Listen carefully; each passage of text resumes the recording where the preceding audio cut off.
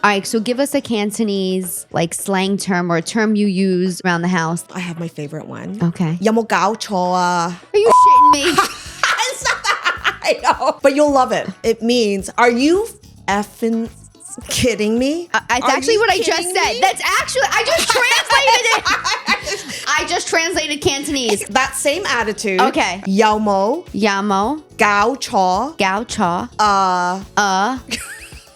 So Cantonese love to emphasize sentences at the end with a Okay. and it doesn't mean anything. So all you have to do is remember. It's like Italians. Yama Gao Cha, 有冇搞錯啊? And you can even make it I'll do it in Italian. Italian. Yama Gao Cha. Do you have any Italian ones? You can teach me. Yeah, I want you to say Maron. Maron. Yeah. Oh, I like that. It's like Holy Mother, but it's like Maron. Like if someone just like crossed you off, Yeah. like when you're driving, you go Maron. Yeah. Like Or that. yo fa fangul. Oh, that I knew. And that means have a nice day. Yeah.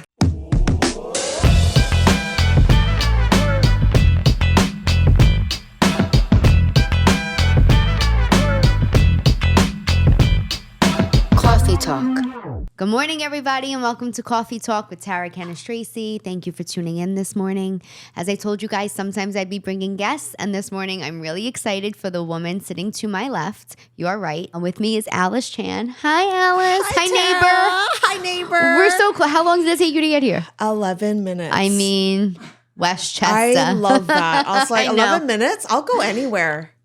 Isn't that so true? And then I was actually not sure. Like when you texted me and you're like, you DM'd me and you're like, okay, this is last minute tomorrow. Here's my address. And I'm like, okay. I'm like, am I going to be kidnapped? Because how do I know this is actually Tara or someone taking your phone?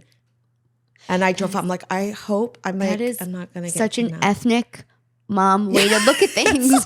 How do I know this isn't a trap and they don't want to kidnap me? And then I was like, who would want to kidnap a middle-aged mom? I Like, mean, I'm no use. you put yourself on. You seem to do a lot in one's home. I do a lot you for would, my little kids. Yeah. I do a lot. I'm a slave. That's right. Anyway, and then we got canceled with our morning coffee. So I was so excited to have you on. For one, I have seen you online for years, and then I had the pleasure of working with you a year later. And I'm like, I was so happy that, because sometimes you see people online and it doesn't always translate on stage. Yeah. And you had real comedy, real stand-up. And I was like, oh, this is... Oh my God, what a compliment from Thank you. It was refreshing. And then I was like, we live so close. 11 minutes. 11 minutes. That's my favorite number, by the way. And is it? It's a good luck number. Is that an Asian thing? Because Italians, we do that too. We get It's like an Asian Italian specific thing, windows. actually. Well, Asians and Italians are a lot alike. it is. We really have so many similarities. And where you told me you're from, you're in Vancouver. Vancouver, BC. I went there and it was like you're either Italian or Asian. That's when I fell in love with Italians. It's like, are you Italian or Chinese? Basically, it's Chinese, Italian. Yeah, it's Chinese and Italian. And all my crushes were Italian boys. Yeah.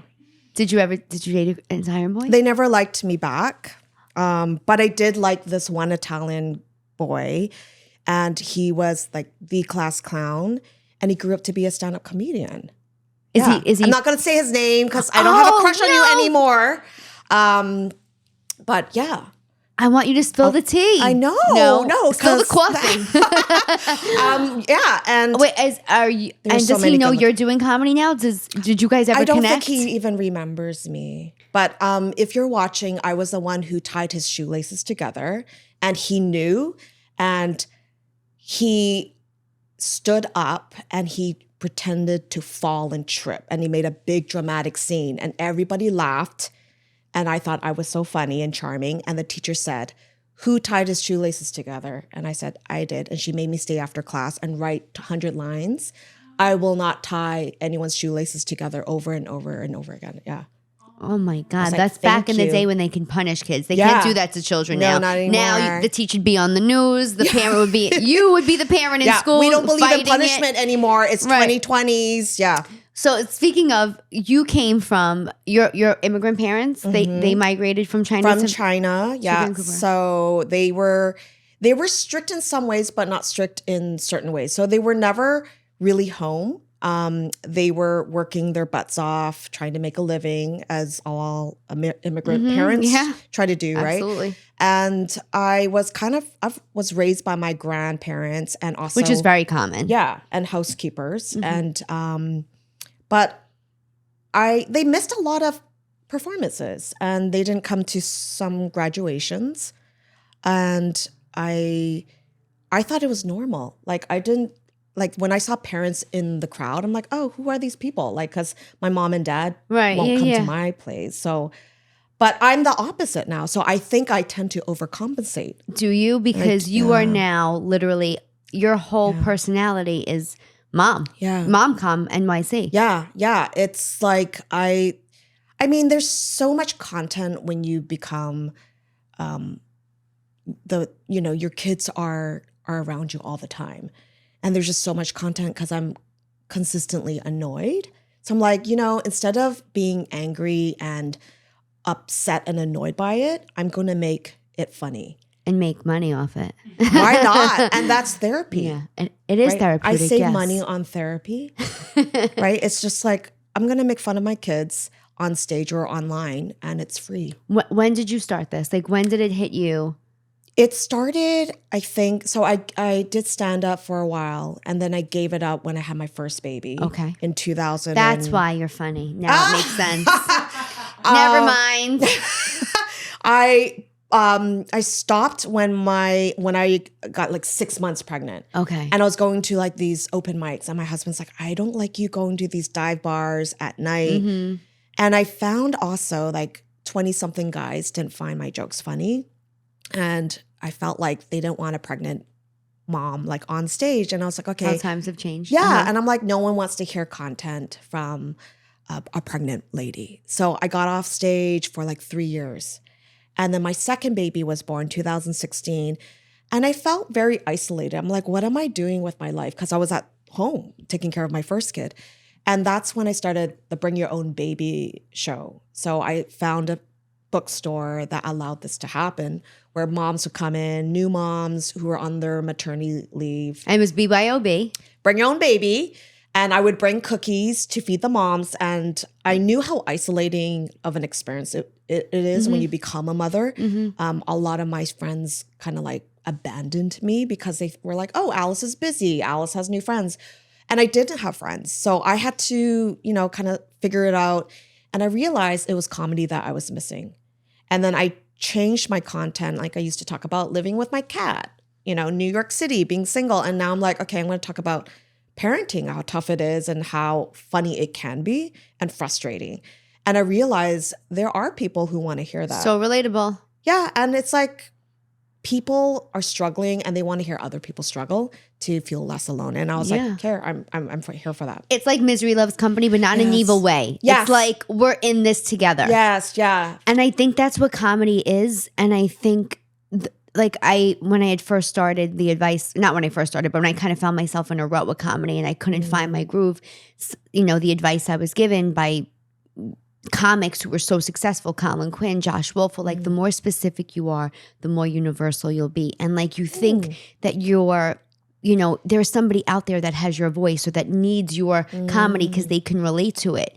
And that's really what you're doing online. It's and then bringing it to stage is that you're saying, these are the daily, things in life that make me scratch my head or frustrate me and somebody's going, I feel that way. I had a fight once with Saran Wrap on a video and people were like, the comments, and it was just over, a silly thing that we all get frustrated with that doesn't really matter in life, but it matters. It was like a daily thing that we all kind of, and I think that's what you're doing. And I think it's therapy for us, right? Yeah. I know that hour on stage, I feel so much better. Yeah. Like I am lucky enough to say I'm having a bad day, at least I can go to work later. Yeah. Who says that with their job, right? Yeah. And I think that the messages that I receive from people now with social media, the memories I'm bringing up for them or if they needed a good laugh, a woman came to a show going through a hard time, I needed this, those are the moments where you're like, this really is when they say laughter's the best medicine. It's so really corny, but it's, It really is. And it's like, no matter what's happening in the world, it's so nice to come inside, leave the outside world just for a bit and be with strangers and bond over a joke. Yeah. Like when a room is laughing together, you guys feel like it's such that's why live comedy, like nothing beats live comedy. No. You could laugh on Instagram, but there's still that connection is so much deeper when you're live watching and being with your friends or strangers. And I feel like so much of like this, you know, like the way we do things now, everything online, people checking themselves out. There's so much less human connection in every aspect of life that I say to people, I'm glad that you like the social media content I'm putting out, but please come see me live. I promise you it's a different experience. Yep. You must feel that as well. It's such a different animal too, right? You have your personality online and then you have your personality on stage. Not like you're trying to hide anything, right, but it's just different. It's a different energy and you pick up the energy from the crowd. The show is always different depending on what kind of audience you get. So it's always different. And I don't think, like even when I capture footage from my live shows, it's not the same. It's not the same. Like people watching it will be like, oh, chuckle. But I'm like, it's not the same. You had to be in the room. It doesn't make a difference how great the clip is. Yeah. And I find that maybe people don't want to even see that on my social media as much as they want to see the other stuff. But I'm like trying to put it out there so that you know, like, hey, reminder, this is what the main goal is. Like, come to a show, let's meet. I want you to laugh outside. Yeah. A question I had for you regarding Vancouver, because I just went there last year. I've been there 3 times. I love performing. East Van, represent. East Van. Totally. I went to Little Italy. People reach out to me now when I put on my tour and they're like, we have a Little Italy here. We have a Little Italy here. And it's like so funny that that's how they're categorizing me. I felt like there were a lot of Chinese in Little Italy. In Vancouver. Were you on Do they have Commercial a Chinatown? Is there like a specific, like how we have Chinatown here near? Okay, so when I grew up there in the 80s, Chinatown was bustling. Like it was the place to go. Blocks and blocks of, we had a store and it was one of the main stores that people would come for produce, cooking wine, everything, fish, frozen fish, we had everything. And slowly started to dwindle when massive chain supermarkets came into play. Commercialized. Yes. And now if you go to Chinatown, I don't know if you were recently, but it's been very gentrified. It's very like hip now. There's like cafes, not owned by Chinese people, like same with Little art Italy galleries. in Vancouver. Yeah. And a lot of places now. Yeah. It's kind of sad. It is sad. And I'm glad you could say that and feel that way, you know, because everything's so politically correct. And it's not that I'm not trying to be. It's the point of like, I went to the San Gennaro feast this year. It's celebrating Italians. Yeah. There was, you know, and I love, you know, Spanish music or, you know, but there was like, that's what was playing. And it's like, you know, and there was just other things where I'm like, it's okay to still not be completely inclusive when you're just talking about one specific ethnicity. You're allowed to just celebrate that one thing. And it's like, I felt like when I went to Vancouver, they were like, well, this used to be, they were like, Little Italy used to be all Italian or it used to be all these places and these, but it's kind of like dwindled down to like a block and a half now or however big. And the same with like Little Italy in Manhattan. I feel like it became commercial and some of these restaurants aren't family owned. They don't have the generational connections. Whereas in Little Italy in the Bronx, which is, you know, still the area is becoming more gentrified, there are at least the businesses, the original businesses are still kind of all originally owned, which is why I love going there. But there is something about that, like, you know, feeling of being old school. I love that. Yeah. That's what it is. It has nothing to do with not wanting it's just like an old school feeling that is really expiring. I totally get it because that was my whole childhood. Like we grew up there. My grandparents were working at my dad's store. Everybody knew everybody. Everybody knew everybody. And then like, were you allowed to like go out? And I was. I remember I was like maybe barely 7. My sister was 9, and we would walk the streets of Chinatown completely safe. Like, And we would go to stores. My dad would give me $10 and we would buy stuff. You were loaded. Oh yeah, $10 back in the 80s. And we would go to the store and spend our money, come back. And we knew the store owners, I love that. went to bakeries, and like we would shop there with my mom after school. We would hang out at the store and with my grandparents, and we would go for dinner with friends who also owned stores and worked in Chinatown. And it's so sad because I'm like, I wish I could show my kids how I grew up. Yes. They've never even seen Chinatown in New York City. Would you ever let them go now on their own? God, no, I don't even let them go off in our neighborhood. Yeah. Everything's a scheduled play date. Everything is scheduled, or I'm like walking. I still walk them to school. How old are they? They're old. Like one just turned 11 and the other one's 8. Okay. Yeah. Yeah. I get it though. Yeah. It's their friends are allowed to walk on their own? They are. They are. Okay. I'm not the overprotective one. It's my husband. So when who's not I'm Chinese? Not. Oh, my husband's not Chinese. He's just a regular white guy? Regular, not so regular. He's part Persian. Oh, okay. And then regular white guy. Okay. half regular. He's half. But very protective. Okay. I'm not as protective. And you would think that I would be. My mother was neurotic with me. Really? Italian, very neurotic. Maybe that's what but she still was an 80s mom, so she'd still be like, come back when the lights, when it gets dark. I still had that, but that was just a different era. Yeah. You know, there was, Everybody commercials was on out. at that time. They were like, do you know where your children are? Like I so remember those. Like, I never got those commercials. I never understood those as a kid. I'm like, what do you mean? Like, do you know where your kids are? Now I understand it. Yeah. Right? Like before I was like, okay, it's dark. I'm going home. It was just so normal. Now it's like, okay, schedule play dates. We know all the parents.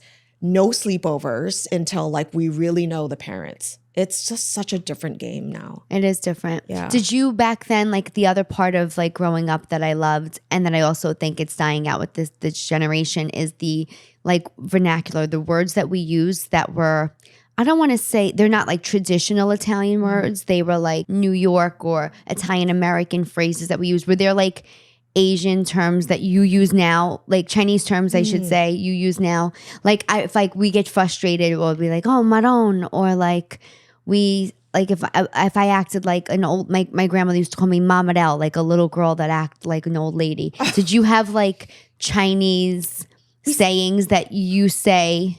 We still, like my mom and I will still joke around and say certain Chinese terms that like are Cantonese is slowly like dying, and more people are speaking Mandarin now, and more people are learning like Western civilization. So like formal. Like white folks are learning Mandarin. Yeah, no, I know. And that's taking over. I was a school counselor. My students in the Bronx, like I would send them to this like elite schools, a few kids who tested that they, could be accepted. And the Mandarin was the language they were going into middle school learning. Right. No one teaches Cantonese. So you only know. That's your dialect. That's my dialect. And you only know Cantonese if your parents spoke to you in Cantonese. Do your children know Cantonese? They understand a little bit because I do try to speak to them with base. Like it's very basic. I'm not that great at it because I'm losing it because I don't speak it every day. But I have them enrolled in Mandarin classes because they teach Mandarin. So I'm like, it's better than nothing. It's better than nothing. Yeah. At least, right. You got to learn a different language. I feel like all kids need to learn a different language. I don't care what it is, but it helps your brain develop. Yeah, absolutely. And you know what? You got it at home, which was great. Yeah. I always say I wasn't, we were almost frowned upon when my grandparents came here. They didn't want their children to speak Italian. Oh, really? Because it really wasn't about preserving the language. It was about making them American so that they can be afforded every opportunity to live this American dream they all came here for. Interesting. And because there was so much, Italians came in after the Irish, there was a lot of prejudice against them. So that wasn't really passed down in generations. The language Do you speak wasn't Italian? preserved. I speak some of the dialect that my grandparents say. And like even now, and that's really how I became popular online. I started using the words from the dialect, and people were like, "Oh my god, I haven't heard these words since my parents or grandparents were around." And that's what kind of that was my online connection, where yours was just talking about how miserable you were as a mother. No, I'm kidding. No. But you, I see what you mean, because I started to add some Cantonese. Some of your people, videos, would reach out and be like, "Oh, this reminds me of my mom or my grandma," and like it's because it's a dying language. It brings nostalgia. Give us one to Cantonese phrase. You have to have one up your sleeve. Cantonese phrase, 傻瓜. 傻瓜. No. 傻瓜. You have to get the tones 傻 right. 瓜. Yeah, that's right. She corrected me like a real like a real Chinese mother. She was just like, no. The tones are very because one word could mean something positive and something like it could be a slur. What does that mean? 傻瓜 is you dummy. But like in a sweet way. Yes. In a very That's sweet, what we adoring do. way.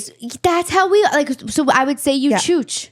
You chooch. You chooch. Is that like you dummy? Yeah. Aww. Like you cute little dummy. Yeah, so cute. You sogua. It's 傻瓜. Sogua. No, 傻瓜. Sogua. Close. Yeah, no. My producer's correcting me. Oh, I'm sorry over there, Miss Greek. What is it? She's going like she's actually giving directions. All of a sudden, you're a master in Cantonese. Like, I'm going to give her the finger right now on camera. Okay. I want to learn how to say this. Let's do it. Come on, we're getting it. Okay. 傻瓜. 傻瓜. There. You got it. I have my favorite one. Okay. It's going to be a little hard, but I can teach you. All right. 有冇搞錯啊? Are you shitting me? I know. Okay. But you'll love it. Okay. It means, are you effing kidding me? That's actually what I just said. That's actually, I just translated it. Exactly. I try to be nice and use the S word and not the F word, but basically I just translated Cantonese. Exactly. And you witnessed it here. See, that same attitude. Okay. 有冇 搞錯 搞錯 So Cantonese love to emphasize sentences at the end with a Okay. and it doesn't mean anything. So all you have to do is remember. It's like Italians. Yeah. 有冇, which means do you have any? 有冇 Yeah. 搞錯 搞錯 means kidding. So you go 有冇搞錯 有冇搞錯 Yeah. There you go. That's it? Yeah. 有冇搞錯 Yeah, you have the attitude right. 有冇搞錯 and you can even make it Italian. 有冇搞錯 I gave you an easy one. Chooch. Chooch. That's easy. That's easy. Say shkumbari. Skumbari. Oh, good. Say bachagaloop. Bachagaloop. And I do this. I grew up with Italians. Listen, They did this all the time. She's happily married, guys, but that second husband may be an Italian, so. I love Italy. Oh, those men. I know. Just so like romantic. It is. And so like chivalrous. Right? Yeah. Well, I mean, a little creepy, but yeah, no. I know. Some people say that, but I'm like. No, you know what? That is also something that is dying out. It's that kind of like courtship and that real romance and that real way to know how to pursue somebody. Yeah. I did a video online where somebody said, what would be a deal breaker on a first date if the guy didn't pay? I don't care if it's 2025. Yes. I believe in that. Hold the door open for me. And chivalry will never die. No, and it shouldn't. No. And I think real men, sorry, am I allowed to even say real men? Yeah, I said, yeah, you are. I don't know what I can say or not, but no.